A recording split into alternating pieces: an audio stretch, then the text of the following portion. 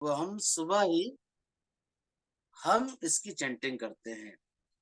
प्रातः स्मरामि हृदि संस्फुरदात्म तत्त्वम् सच्चित्सुखं परमहंस गतिं तुरीयम् यत् स्वप्न जागरा। संसार जो है स्वप्न जैसा है।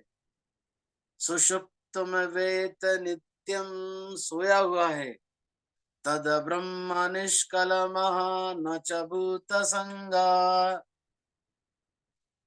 इसके बारे में कहा गया, in the early morning I remember the shining truth of the self in my heart, which is existence, knowledge, absolute bliss, the supreme goal of the Paramahansa, fourth state of consciousness, and which always witness dream, waking and deep sleep states.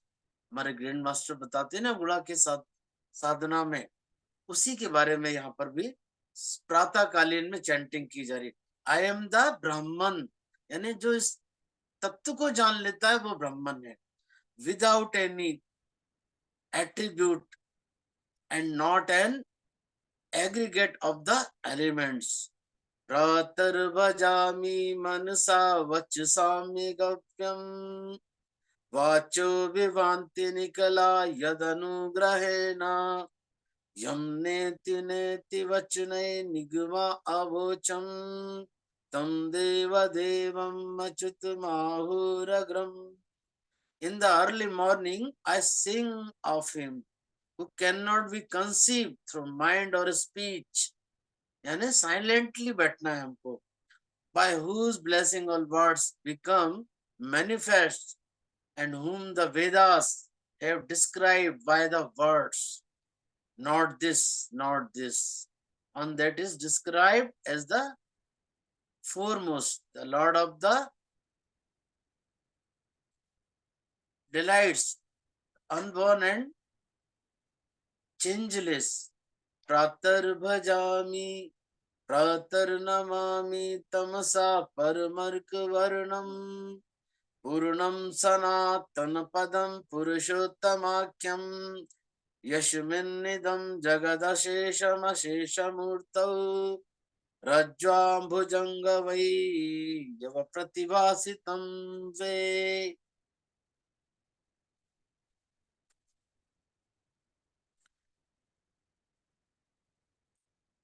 कल हमने जाना पातंजलि योग सूत्र के बारे में। पातंजलि को describe करना या उनके बारे में बताना, राई के दाने के कण से भी 100 गुना और नीचे कम है, यानी उसका कोई अंश मात्र नहीं। मेरे जीवन का, मेरे आध्यात्मिक जगत का, मेरे आध्यात्मिक साधना का जो भी शोध है, उसको भी मैं बमुश्किल इस मंच पर लेकर आया हूँ। मैं इस गुड़ा के टीम को और आत्मदीपो भव टीम को धन्यवाद देता हूँ कि मुझे इसका मौका दिया गया। पतंजलि अपने पहले ही अध्याय में बोल रहे हैं कि अथ योग अनुशासनम, यानी ये जो योग है ये दर्शन है। और ये जो दर्शन है, जब हम मंदिर में जाते हैं तो हम ये वहां पर पता नहीं करते हैं ये मूर्तिकार कौन है, किसने बनाया है, इसका गुंबद क्या है। सिर्फ हम क्या करते हैं, उसका दर्शन करते हैं, और दर्शन करने के बाद उसको आत्मसात करते हैं। ये पतंजलि हमको यहाँ बता रहे। इसका पहला ही सूत्र है अथा योग अनुशासन, किसी चीज का आपस में जुड़ना, हमारे चित्त का श्वासों से जुड़ना, जिसका मन की वृत्तियों, चित्त और मन एक ही बात है। चित्त जिसका मन की वृत्तियों के परे अनुशासन में रहकर निरोध करना, यानी उसको सने सने डस्टर यानी सफाई करना, इसी को निरोध कहा गया। दूसरा सूत्र उन्होंने बताया योगश्च चित्त वृत्ति निरोधा। इस योग के अनुशासन करने के बाद क्या होगा, हमारे जो पैटर्न है उसकी वृत्तियों का शनि शनि निरोध होगा। तो ये वृत्तियां जो है, जो हमारे पैटर्न से 5 प्रकार के बताए हैं, हम इन पर थोड़ी थोड़ी चर्चा करेंगे। ये ये 5 पैटर्न्स कौन से बताए, तो पहला उसमें से बताया है कि प्रमाण बताया, इसका प्रमाण क्या है? अगर आप किसी से तार्किक या किसी लॉजिक वे में कहोगे कि पातंजलि जो भी कह रहे उसका प्रमाण क्या है, उसका विपर्य क्या है, उसका विकल्प क्या है, निद्रा क्या है, स्मृति क्या है, तो जो अरस्तु है वो अरस्तु इस पातंजलि योग शास्त्र के बारे में भी वो बोल रहा है कि किसी चीज को बताने से पहले उसको साफ करना पड़ेगा, उसको क्लियर करना पड़ेगा कि आपने उसको पढ़कर जो समझा उसको किस तरीके से एक्सप्लेन करे ताकि हम सबके वो समझ में आए। तो पहला पैटर्न है इसका प्रमाण। क्या क्या आपके पास प्रमाण है? उन्होंने बताया कि प्रत्यक्ष, यानी जैसे मैं सामने बैठा हूं, प्रत्यक्ष हूं मैं, और अनुमान और आगम भेद से ये 3 प्रकार के इसमें पैटर्न बताया है। एक तो प्रत्यक्ष बताया कि वो स्वयं सामने है और इसका कोई भी किसी भी प्रकार से अनुमान नहीं लगाना, और आगम भेद, ये 3 प्रकार के इसमें ये भेद बताया। दूसरा बताया विपर्य, यानी मिथ्या ज्ञान। यानी मिथ्या ज्ञान का मतलब होता है कि इधर उधर के जो अनेका अनेक गुरु हुए जिन्होंने अपने अपने ज्ञान से इस पतंजलि का जो दर्शन है वो हमारे जीवन में अनुपालन और अनुशासन करने योग्य है। आगे चलते हैं हम। तीसरा पैटर्न बताया उन्होंने, विकल्प क्या है, में जाते हैं। तो यहाँ पर जो पहला सूत्र है या जो पहला पद है वो समाधि पद है। समाधि, समाधौ यानी शनि शनि समाधि की अवस्था में जाना। तो ये समाधि के अंदर जो 5 पैटर्न बताए हैं उसमें से हम तीसरे यानी जो विकल्प है उसकी चर्चा कर रहे हैं कि ये शब्द से, इसलिए कहा कि जो शब्द है वही ब्रह्म है, और जो शब्द से वाइब्रेशन निकलती है या जो शब्द निकला है उसके पीछे चलने वाले का जो स्वभाव है, उसका जो नेचर है, और जो वस्तु की सत्ता की अपेक्षा ना रखता हो, यानी वो ज्यादा अहंकार नहीं ना रखता हो कि ये मेरे द्वारा ये बताया जा रहा है, इस प्रकार का ज्ञान विकल्प कहलाता है। और ये विकल्प हमारे योग के अनुशासन से ही आता है, जिसे अनकंडीशनल कहा गया, जिसे बेशर्त कहा गया। आगे इसी सूत्र में चौथा आता है जिस पर ग्रैंड मास्टर हमारे योग निद्रा बताते हैं। निद्रा, जागृति और सपने में जो हम देखते हैं और उसके कारण जो मन में विचार उठते हैं, जो थॉट्स आते हैं, उसकी शरण लेना, उसका आश्रय लेने से जो पैटर्न हमारे चित्त पे मन पर पड़, जैसे हमने कोई सपना देखा और उसको दिन भर कि कितना शानदार हमने ये सपना देखा, तो वो एक प्रकार से विकार है, क्योंकि वो अज्ञान बस हम बेहोशी में हम सो रहे हैं, इसलिए सोकर हमको अपना जीवन नष्ट नहीं करना है, गुणा के साधना करना है। और इसके जो एक्सपर्ट है वो विश्व में एकमात्र गुरु है हमारे ग्रैंड मास्टर प्रभु सर। उन्होंने 20 वर्षों से भी अधिक इस नींद पर विजय पाने की महारत हासिल की। इसका हम सभी को वो ट्रेनिंग दे रहे हैं, प्रशिक्षण दे रहे हैं, ऑनलाइन वर्कशॉप के माध्यम से और ऑफलाइन मार्ग पर, जिसका जीता जागता उदाहरण हम सब गुड़ाकेश मास्टर भी। चौथा हमारी याद बताया, बुद्धि में स्मृति ये कैसे आएगा, तो एक्सपीरियंस के द्वारा धीरे धीरे विषयों पर, यानी हमारे मन में आरोह पूर्वक, यानी चलते चलते, उससे अधिक नहीं, और तत्व यानी उसका जो मर्म है उसका ज्ञान होना ही हमको स्मृति। जैसे ध्यान के काफी घंटों के बाद जो हम ब्रह्मानंद की अनुभूति करते हैं उसको हमेशा इस चित्त में याद रखना, मन की मन के अंदर बुद्धि के द्वारा उसको याद रखना स्मृति बताया है, जिसे फुल ऑफ नॉलेज कहा गया, पूरी तरीके से फुल ऑफ नॉलेज कहा गया। तो इस प्रकार पहला जो पद है, पहला जो सूत्र है समाधि का, उसमें ये 5 आपको पैटर्न बता, इन पैटर्न को तोड़ना, मैं, मेरा, मुझे, तेरा, ये सब इसी में बहुत सारा है जिसे मैं यहाँ डिस्क्राइब करने में समय के अभाव में थोड़ा सा असमर्थ हूँ। ये 5 प्रकार की मुक्तियों से हमको कैसे मुक्त होना है पातंजलि बताते हैं। More practice, more practice. Daily हमको क्या करना है कि अपने समय के अनुसार जैसे हम भोजन करते हैं, अपना सामाजिक सारे काम करते हैं, उसी तरह हमें अपने शरीर के अलावा अपने आत्मा के लेवल को भी उसको जानना है कि हु एम आई, मैं कौन हूँ। इसको जानने के लिए हमको ये मोर प्रैक्टिस जरूर करना चाहिए। इसके बाद वो बताते हैं कि हमको जब भी हम आंखें खोलते हैं तो हम संसार में तो रहते हैं, लेकिन जब भी हम आंखें बंद करते हैं तो वैराग्य जैसा जीवन धारण करना चाहिए। और इम्पोर्टेंट बात बताई है मेल के लिए और फीमेल के लिए कि आपका जो बेस है, फाउंडेशन जो है, बेस ऑफ द स्पाइन है, उसका ब्रह्मचर्य जो है वो हमेशा ऊपर की ओर होना चाहिए, संसार की ओर बहना नहीं चाहिए। आजकल जो भी पॉर्न वीडियो को बहुत देखते हैं, जिससे उनका ब्रह्मचर्य तो नष्ट हो रहा है, उनके अंदर मानसिक विकृति भी ढेर सारी आ रही। ब्रह्मचर्य तो दूर दूर तक छोड़ दीजिए, उनके जीवन में सारी परेशानियों की जड़ यही ब्रह्मचर्य है। इसको साधना, इसका पालन करना और कई औषधियों के द्वारा हम इस पर विजय प्राप्त कर सकते हैं।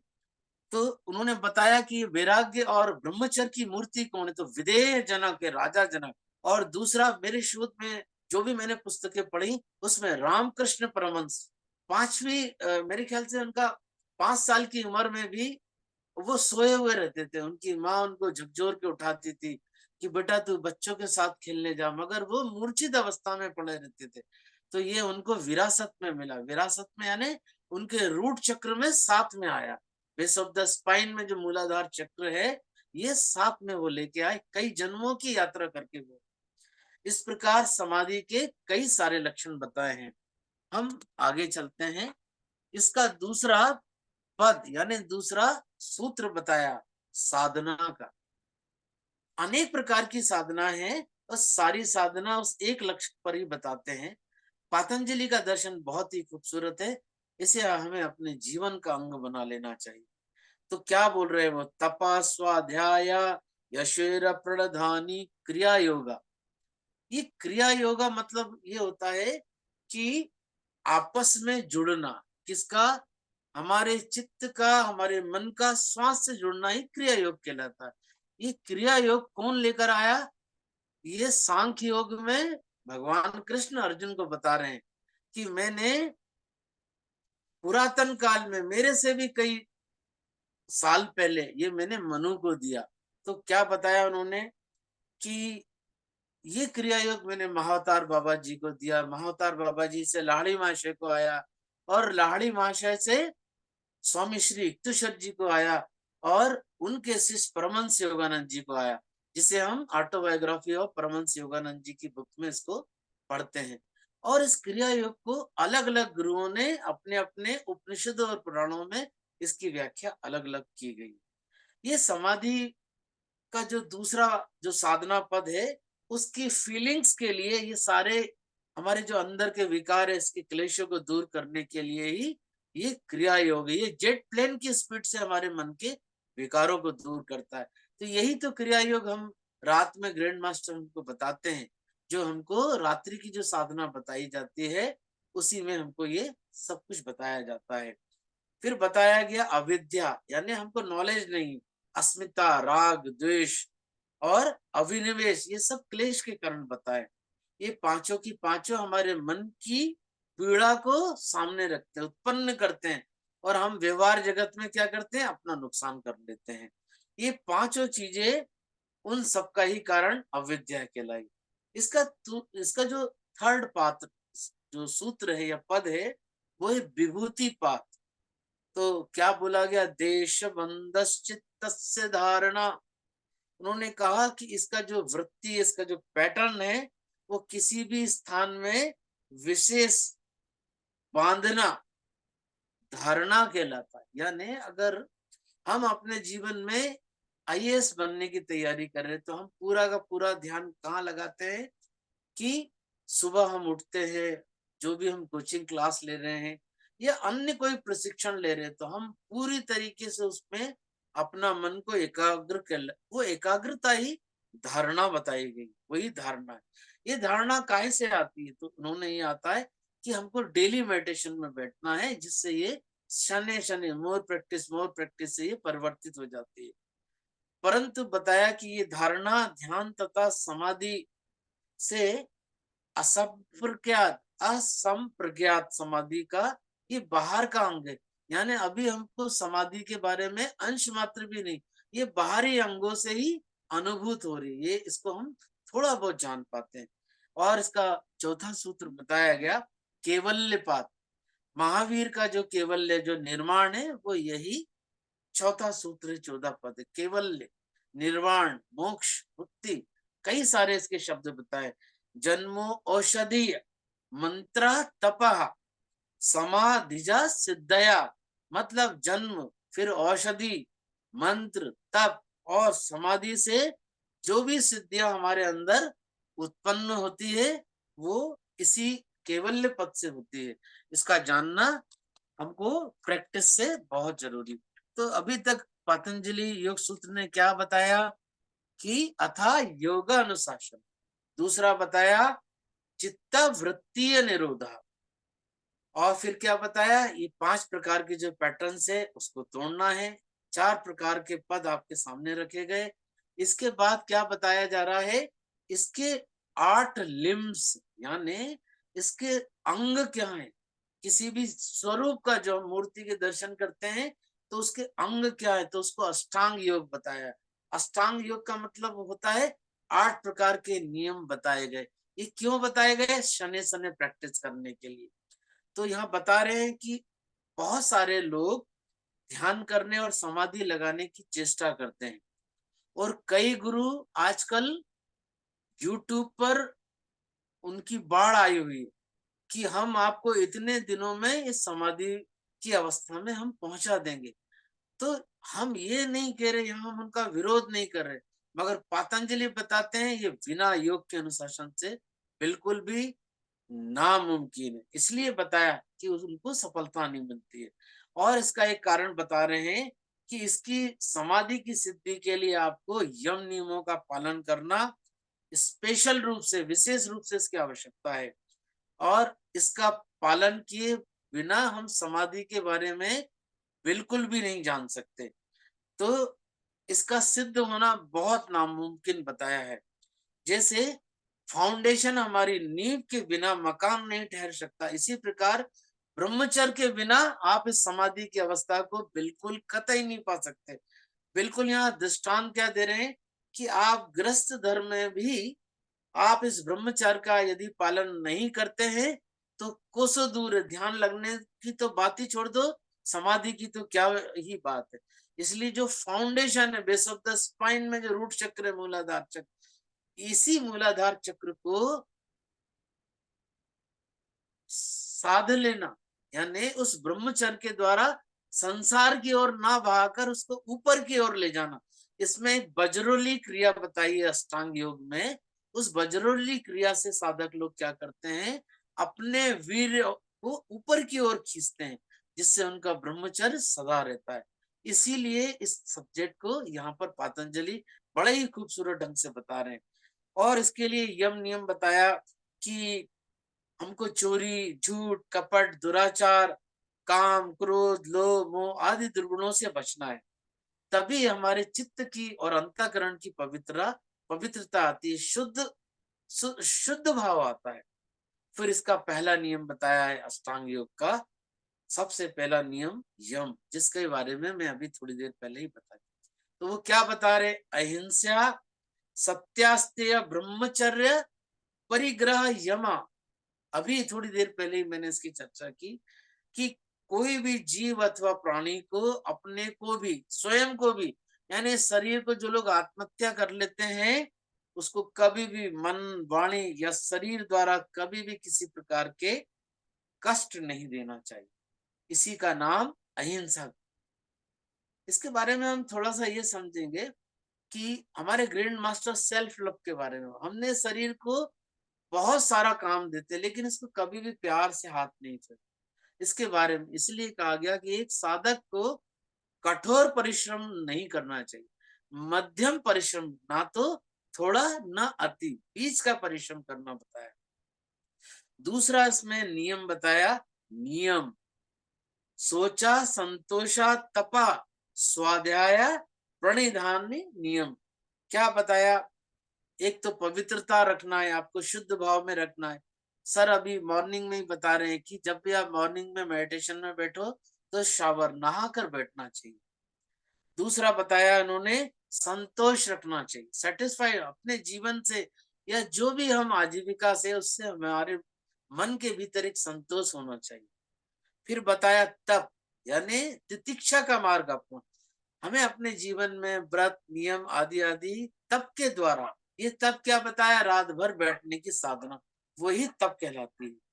फिर स्वाध्याय, अनेक अनेक पुस्तकों का अध्ययन करना, और वो भी कौन सी? जो हमारे गुरु बता रहे ऐसी पुस्तकों का अध्ययन करना। और ईश्वर के प्रति समर्पण भाव, ये 5 नियम उन्होंने बताए। फिर तीसरा आता है अष्टांग योग के अंतर्गत आसन। हम जिस आसन पर बैठे हैं उसे सिद्ध करने के लिए डेली एक ही समय पर एक ही आसन पर, तो जब हम आसनों में जाते हैं तो कुशा का आसन सर्वश्रेष्ठ माना गया। जो आप जंगलों में जो कुशा झाड़ियां उगती हैं उसको कुश बोलते हैं। भगवान राम के जो छोटे पुत्र है ना, बड़े पुत्र लव और दूसरे कुश, ये उनके जाने के बाद उन्हीं के नाम से ये कुश हुआ। उसका एक आसन आता है मार्केट में। दूसरा आसन बताया कंबल का आसन। आप कंबल का आसन लेकर जरूर इस साधना को, जो रात्रि में गुड़ा के साधना में बैठते हैं, वो अपनी प्लास्टिक की चेयर पर आपको बिछा लेना चाहिए।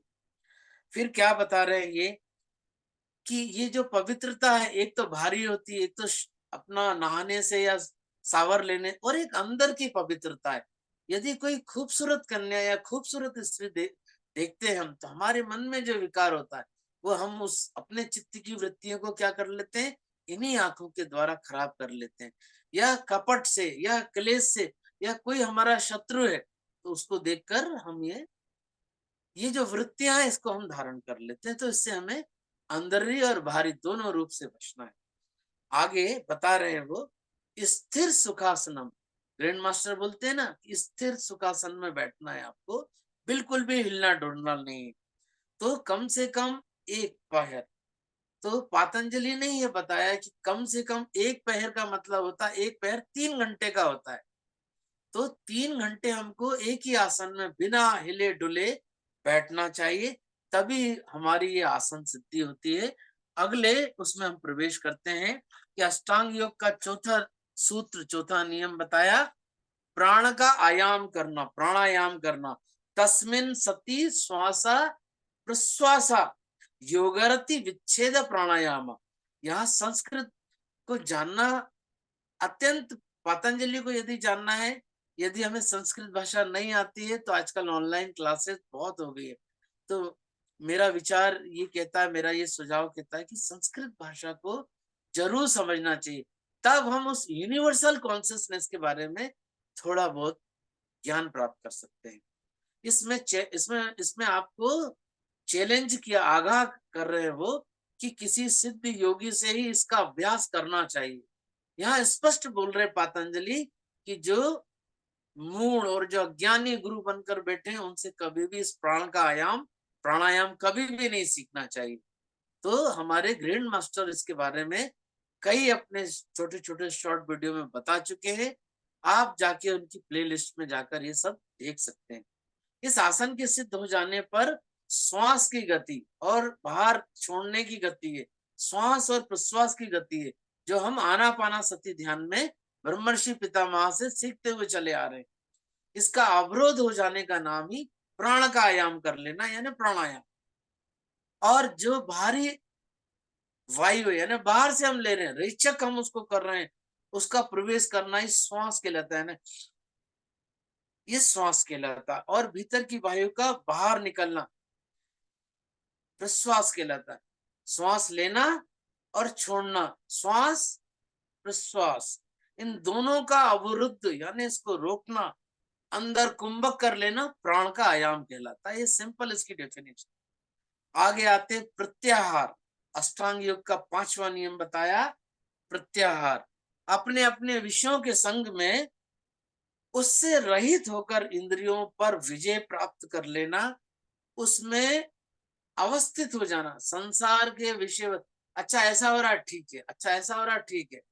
आपने सुबह पेपर पढ़ा तो सबसे पहले हम क्या देखते हैं, अरे ये घटना हो गई। इसलिए सुबह सुबह किसी भी प्रकार की न्यूज, किसी भी प्रकार का समाचार पत्र बिना ध्यान किए हुए नहीं देखना चाहिए। मैं अपना उदाहरण देता हूँ कि मैं कैसे अपना पेपर या समाचार पत्र पढ़ता हूँ। तो मैं उसमें केवल और केवल पॉजिटिव चीजें पढ़ता हूँ। अगर मैं देखता हूँ कि खाई में बस गिरी है, उस तरफ ध्यान भी नहीं देता। दिन भर हम इसी को क्या करते हैं, ऑफिस में जाते हैं या बाहर जाते हैं, इसी को हम इसका हम प्रचार करते हैं। यानी आप यूनिवर्स को मैसेज दे रहे हो, फिर ये यूनिवर्स क्या करता है, आपके सामने एक सीन क्रिएट करता है। और जितने भी ये सारे नेगेटिव बंदे हैं, इनको एक गाड़ी में बिठाकर कोई ना कोई घटना क्रिएट कर देता है। क्योंकि उसका एक ही नियम है, यूनिवर्सल का, ब्रह्मांड का एक ही नियम है, तथास्तु। आपने कहा आपकी दोनों आंखें फूट जाए तो वो कहता तथास्तु, ऐसा हो जाए, उसको कोई मतलब नहीं, क्योंकि वो स्थिर भाव में चेतना है। इसको पैटर्न से हम भर लिए, उसी को डस्टर से साफ कर करके हम उस शुद्ध रूप, क्योंकि वो इन्फिनाइट चेतना है, उसके बारे में ज्यादा हम जान नहीं सकते, बस वो है, है, इसीलिए तो कहा गया ईश्वर है। आगे हम चलते हैं कि किसी, यानी इस चित्त को किसी मन के किसी एक अंग पे लगा लेना ही धारणा कहलाता है। और ये धारणाएं के उस ध्यान में ये सब बताया गया अष्टांग योग। तत्र प्रत्येक धारणता ध्यानम, धारणा जिस पर की गई, यानी एकाग्रता के कारण जो धारणा आई है वही ध्यान में परिवर्तित हो जाती है। अनवरत यानी मोर प्रैक्टिस से स्थिर रह के, स्थिर सुखासन में बैठने से हम इस ध्यान में ऑटोमेटिकली स्वतः ही गुणा के साधना करने से या अन्य जो भी आप साधना करते हैं उसमें हम ध्यान में स्वतः ही प्रवेश कर जाते हैं। मगर बताया इसका फाउंडेशन मजबूत हो। ब्रह्मचर्य के बारे में यहाँ हर बार बता रहे हैं। फिर 8वां नियम बताया इसका, अष्टांग योग का 8वां नियम बताया, समाधि। समाधव सने सने यजु, संस्कृत में एक शब्द आया यजु समाधव, यानी धीरे धीरे इस समाधि के बारे में जानना, इसको अंगीकार कर लेना। क्या बता रहे, तदेवार्थ मात्र निर्भासन स्वरूप शून्य समाधि, यानी जो हमारे ग्रैंड मास्टर बताते हैं ना, शून्य अवस्था, निर्विषया मना, जब मन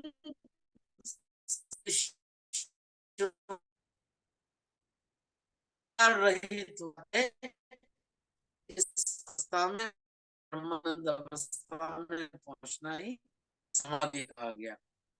वो यानी वो जिस रहा है उसका उसको भान होने लगता है। वो मूर्ति हो सकती है, गुरु हो सकता है, या अनेकों अनेक प्रकार के ईश्वर हो सकते हैं, और उसको अपने स्वरूप का धीरे धीरे भान। बॉडी क्या होती है, ये स्थूल बॉडी से लाइट बॉडी होने लगी, समझना है। और ये स्थूल बॉडी से जो हम लाइट बॉडी करते हैं, तो हमारे बेस में जो मूलाधार चक्र है, इसका जागरण ही समाधि की अवस्था में इड़ा और पिंगला, यानी जो कुंडलिनी है वो पीछे की ओर मुख किए हुए, इसका निशान स्वस्तिक चिन्ह है। इड़ा और पिंगला यानी सोई हुई नागिन की जो पूंछ है वो इस सुषुम्ना नाड़ी पर इस प्रकार रखी है। जब हम ध्यान से, धारणा से जो हम श्वास प्रश्वास करते हैं, उससे ये पूंछ क्या करती है, इस नाड़ी को वाइब्रेट करती है।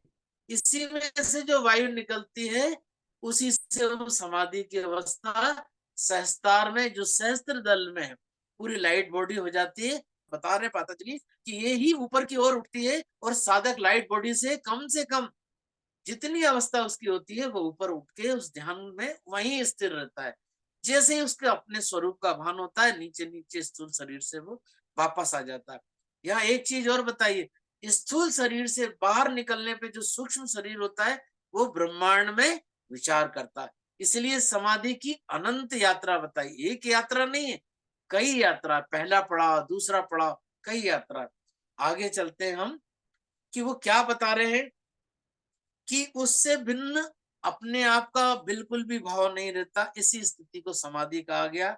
ध्यान में ध्याता, यानी जिसका आप ध्यान कर रहे हो, ध्यान दे, ये त्रिपुटी, ये तीनों चीज हो जाता है, दृष्टा, दृश्य और दर्शन। इसलिए दर्शन बताया। पतंजलि ने इसको जिज्ञासा नहीं बताया कि ये जानने योग्य नहीं है, अनुपालन करने के योग्य, ये अनुशासन करके जीवन में इसको अंग धारण करना चाहिए, तभी ये तीनों एक हो जाते हैं। और साधक को जी को अपने आत्म स्वरूप में ये भान हो जाता है कि मैं कौन हूं। वाकई में ये किसी भी उसमें नहीं बताते। दूसरी बात यह है कि इसको सविकल्प समाधि कहा गया, यानी इस शरीर के बाहर, यानी इस शरीर से हम जो जाते हैं उसको सविकल्प समाधि, इस शरीर के माध्यम से जाते हैं। और अंतर के जगत में जाते हैं तो उसको निर्विकल्प समाधि कहा गया, जहां कोई विकल्प शेष नहीं रहता। इसी का ज्ञान केवल्य पद की प्राप्ति होता है, इसी को सेल्फ रियलाइजेशन कहा गया, इसी को आत्म साक्षात्कार गया। तो ये पतंजलि योग जो है ये तर्क का विषय नहीं है।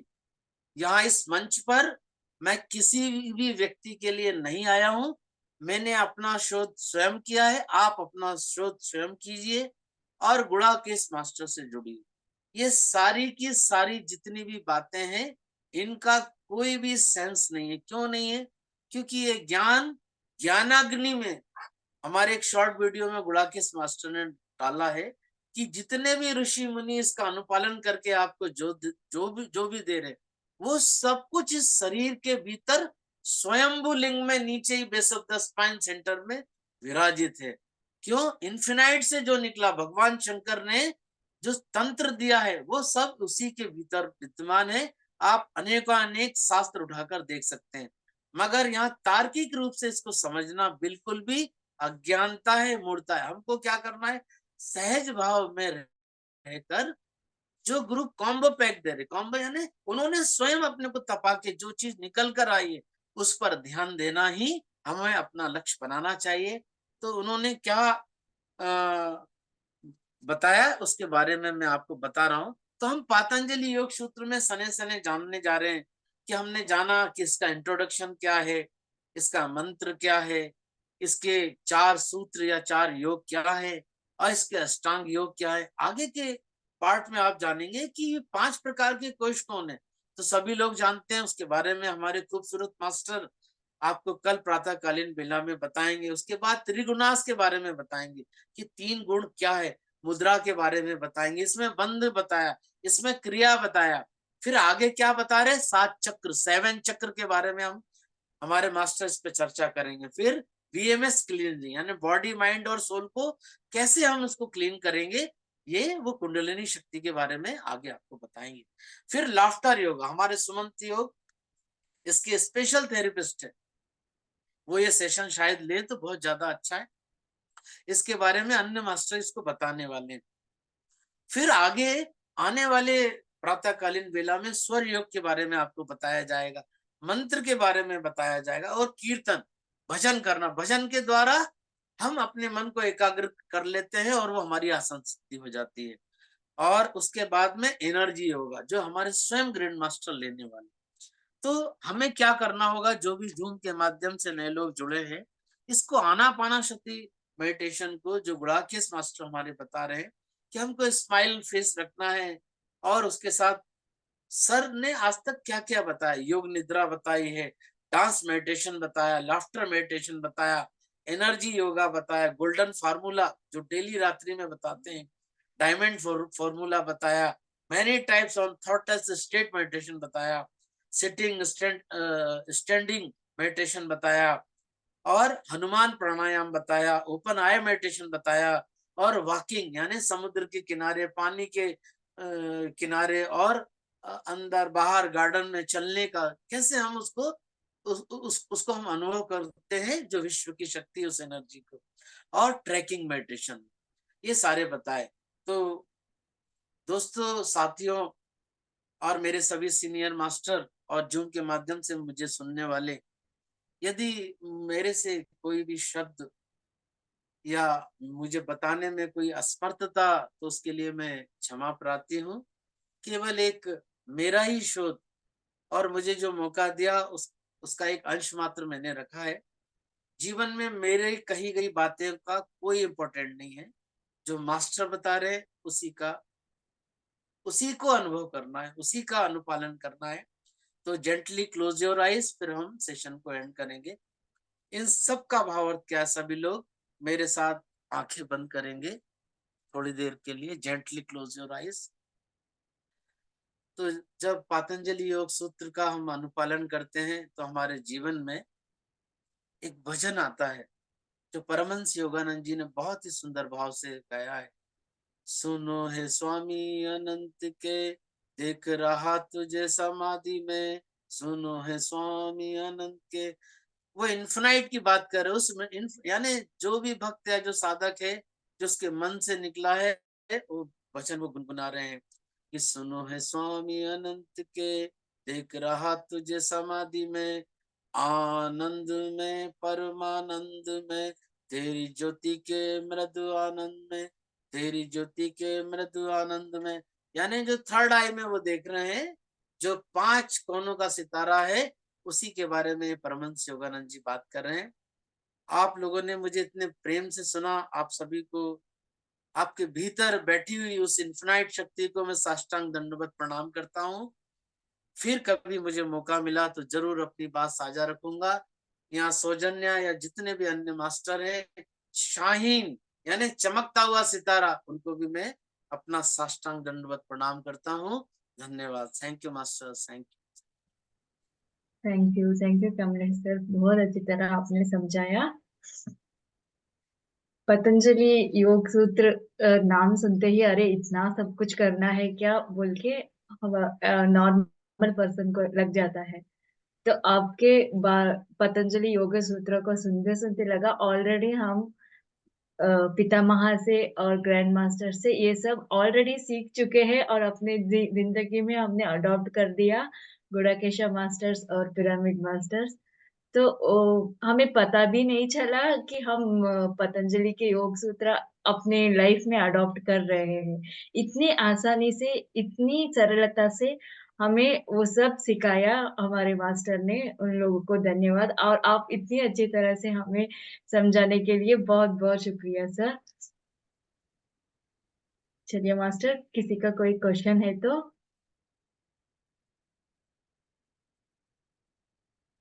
हैंड राइज कर सकते हैं।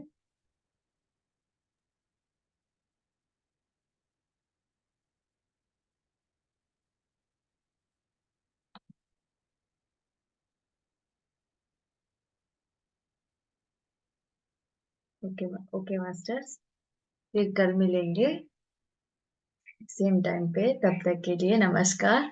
ध्यान करते रहिए, खुशियां बांटते रहिएगा। Thank you all.